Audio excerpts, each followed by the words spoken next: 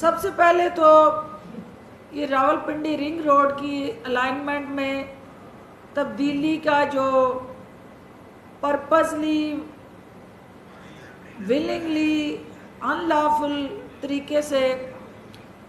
Corruption اور لوٹ مار کے ارادوں کے ساتھ جڑا بدعنوانی اور مفادات کے ٹکراؤ کے حوالے سے جو مینڈیٹ دیا گیا انکوائری کمیٹی کو کہ وہ فیکٹ فائنڈنگ کرے، ان کے انکوائری کی فیکٹ فائنڈنگ رپورٹ میں جو مدرجات سامنے آئے ہیں اس میں نمبر 1 کہ یہ 65 کلومیٹر طویل راولپنڈی رنگ روڈ جس کی تعمیر کے لیے پیشکش طلب کی جا چکی تھی، سابقہ کمشنر راولپنڈی محمد محمود اور ان کے ساتھیوں نے کنسلٹنٹ کی غیر قانونی معاونت سے اس رنگ روڈ کی الائنمنٹ جو ہے غیر قانونی طور پر تیار کی۔ سابقہ کمشنر محمد محمود احمد، سابقہ لینڈ ایکوزیشن کلیکٹر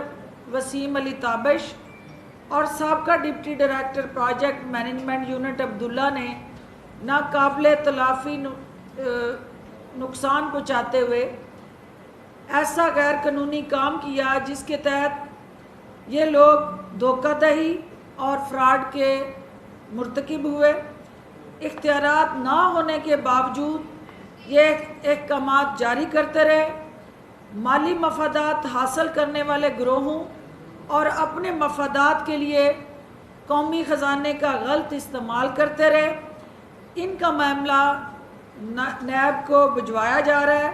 اور ان کے خلاف جو ہے انتظامی کارروائی جو ہے بشمول ملازمت سے معطلی وغیرہ جو ہے وہ شروع کر دی گئی ہے۔ نیب سے کہا گیا ہے کہ سابقہ کمشنر محمود احمد کی طرف سے 2 ارب 30 کروڑ روپے غیر قانونی طور پر خرچ کرنے کی انکوائری کی جائے۔ یہ رقم غیر قانونی طور پر ایسی اراضی کی ایکوزیشن کے لیے خرچ کی گئی جس کے نتیجے میں بااثر افراد کی ملکیت ریئل اسٹیٹ کی قیمتوں میں اضافہ ہوا۔ طاقتور افراد کے بے نامی فرنٹ مین ہونے کی بنا پر بعض رہائشی اسکیموں کے خلاف بھی انکوائری کی جا رہی ہے۔ مسٹر محمود احمد اور ان کے ساتھیوں کو ملازمت سے معطل کر دیا گیا ہے۔ سابقہ کمشنر نے دیدہ دلیری سے قوانین اور ضابطوں کی دھجیاں بکھیری اور اپنے لیے مالی مفادات حاصل کرنے کے ساتھ ساتھ مختلف رہائشی اسکیموں Nova City, Capital Smart City, New Airport City, Al Asif Housing Society, Top City, S Builders, Blue World اور اسلام آباد کیپٹل ہاؤسنگ کے مفادات کے لیے بھی کام کیا۔ یہ بات اس انکوائری میں اسٹیبلش ہو چکی ہے اور یہ بات ثابت ہو چکی ہے کہ مراد اٹک لو پاور پسوال زگ زیگ پرائیویٹ لوگوں کے مفادات کے تحفظ کے لیے بنائے گئے۔ اس کام میں انہیں بااثر سیاسی افراد اور بیوروکریٹس کی حمایت حاصل تھی۔ جھوٹ، دھوکے اور فراڈ کے ذریعے پرائیویٹ مالی مفادات کو عوام اور شہریوں کی بنیادی ضرورت کے طور پر پیش کیا گیا۔ پنجاب اور وفاق میں حکومتوں کو اس سلسلے میں حقائق سے مکمل طور پر لا علم رکھا گیا اور اعلیٰ ترین سطح سے اس الائنمنٹ کو وزیر اعلیٰ کے سامنے پیش کرنے کی دانستہ ہدایات کو دانستہ طور پر مسلسل نظر انداز کیا گیا۔ ایک ممبر کے غیر اخلاقی تعاون سے اس پروجیکٹ کو 1 مارچ 2021 کو غیر قانونی طور پر ایڈورٹائز کیا گیا۔ ایف آئی اے کو ایسی رہائشی اسکیموں کے فرینزک آڈٹ کا حکم دیا جا چکا ہے۔ وہ منظور شدہ اراضی سے زیادہ پلاٹوں کی خرید و فروخت اور بلا اجازت آن لائن فروخت کا حساب لگائیں اور اس بارے میں معلومات اکٹھی کریں۔ سابقہ کمشنر نے غیر قانونی الائنمنٹ پر نہایت تیز رفتاری سے کام کیا، اس سلسلے میں کئی غیر قانونی کام کیے۔ انہوں نے یہ سب کچھ اس لیے کیا کہ اس کام کو اتنا آگے بڑھا دیا جائے کہ جہاں سے واپسی ممکن نہ ہو، اور انہوں نے اس سلسلے میں وہ دھول اڑائی کہ ان کی غیر قانونی سرگرمیاں اور مالی مفادات عوام کی آنکھوں سے اوجھل رہی، اور تعمیراتی سرگرمیوں کی تیزی سے ان غیر قانونی سرگرمیوں پر پردہ پڑا رہا اور حقائق تک پہنچنے کی کوششیں ناکام بنا دی گئیں۔ بعض انجینئرنگ فرموں نے جنہوں نے ریکویسٹ فار پرپوزل یعنی RFP دستاویزات خریدی، انہوں نے رنگ روڈ کے غیر قانونی حصوں کے ساتھ ساتھ جائیدادوں میں بھی بھاری انویسٹمنٹ کی۔ اس منصوبے کے لیے پیشکشیں جمع کرانے والوں کا جو بڈنگ کا عمل ہے اس کو منسوخ کر دیا گیا ہے۔ چونکہ رنگ روڈ کی الائنمنٹ غیر قانونی طور پر بنائی گئی، اس لیے کوئی بھی اسے کبھی بھی قانونی طور پر ریگولرائز نہیں کر سکتا۔ چنانچہ اس الائنمنٹ پر دوبارہ کبھی کام نہیں کیا جا سکے گا، کیونکہ اس میں ناقابل تلافی اور ناقابل اصلاح غیر قانونی کام کیے گئے۔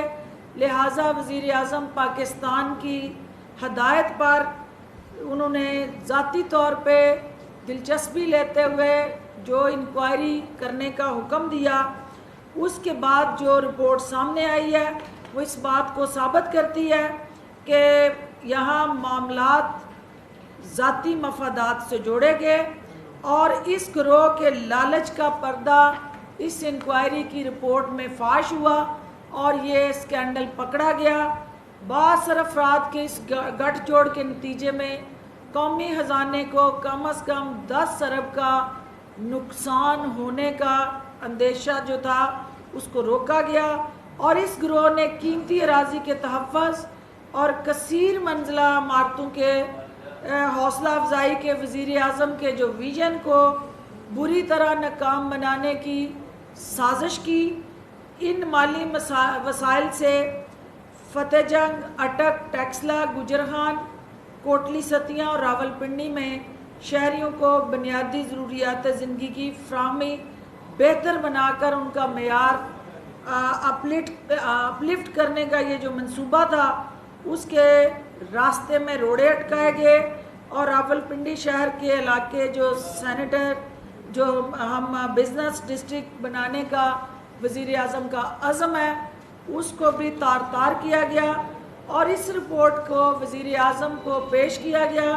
اور وزیر اعظم کی ہدایت پہ متعلقہ تمام جو نیٹ ورک تھا، گٹھ جوڑ تھا، ایک دوسرے کے ساتھ جڑا